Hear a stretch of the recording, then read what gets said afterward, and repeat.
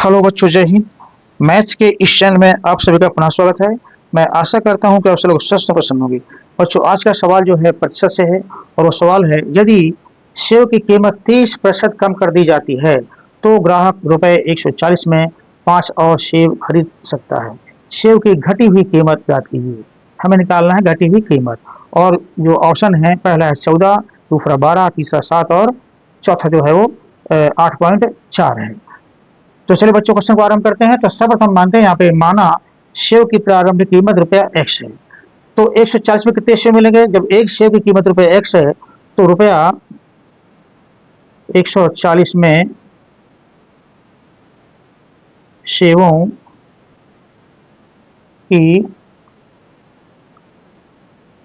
संख्या क्या होगा बच्चों? 140 रुपए में एक्स को भाग दे देंगे, क्योंकि एक सेव की कीमत इतनी है, इतने में हमें खरीदना है, इतने के जो लेना है। तो इस टोटल रुपए में एक सेव के दाम को भाग दे देंगे, इतना आ गया। ये सेव की संख्या आ गई। अब सवाल कहता है 30% कीमत कम कर दी जाती है। तो चलिए 30% कम करने के बाद जो है हम सवाल को हल करते हैं। 30% सेव की कीमत कम करने पर एक सेव का दाम क्या होगा? सेव का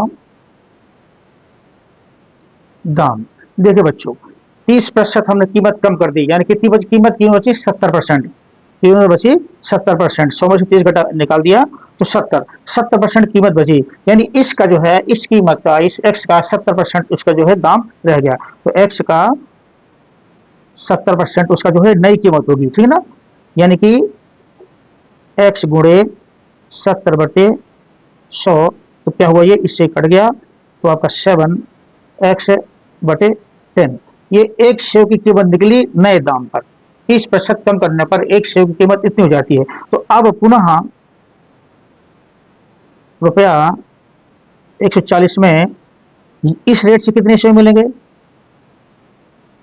सेवों की संख्या तो होगी बच्चों 140 रुपए में खरीदना है और एक सेव का दाम इतना है, नए रेट के हिसाब से 7x/10।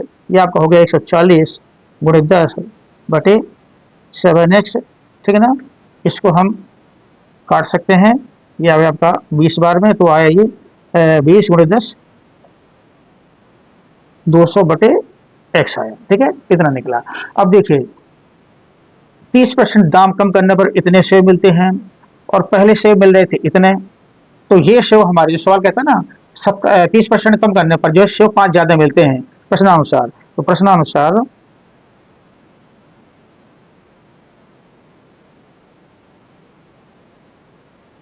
प्रश्न कहता है ये, तो ग्राहक को रुपए 140 से 5 और सेव मिल जाते हैं, अधिक सेव खरीद सकता है।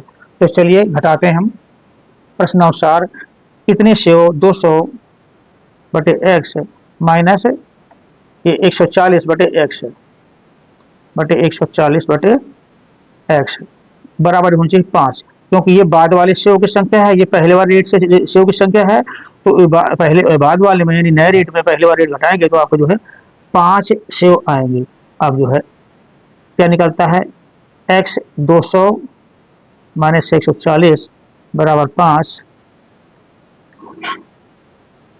ऊपर आया 60/x बराबर 5। तो क्रॉस मल्टीप्लिकेशन किया, x बराबर आया आपका 60/5 काटा 12। तो x की वैल्यू आई आपकी 12, x बराबर आया 12। x की वैल्यू 12 आई। सवाल पूछता है तो सेव की घटी हुई दर ज्ञात करो। तो घटी हुई दर क्या थी हमारी? घटी हुई दर सेव की घटी हुई दर वो क्या थी बच्चों?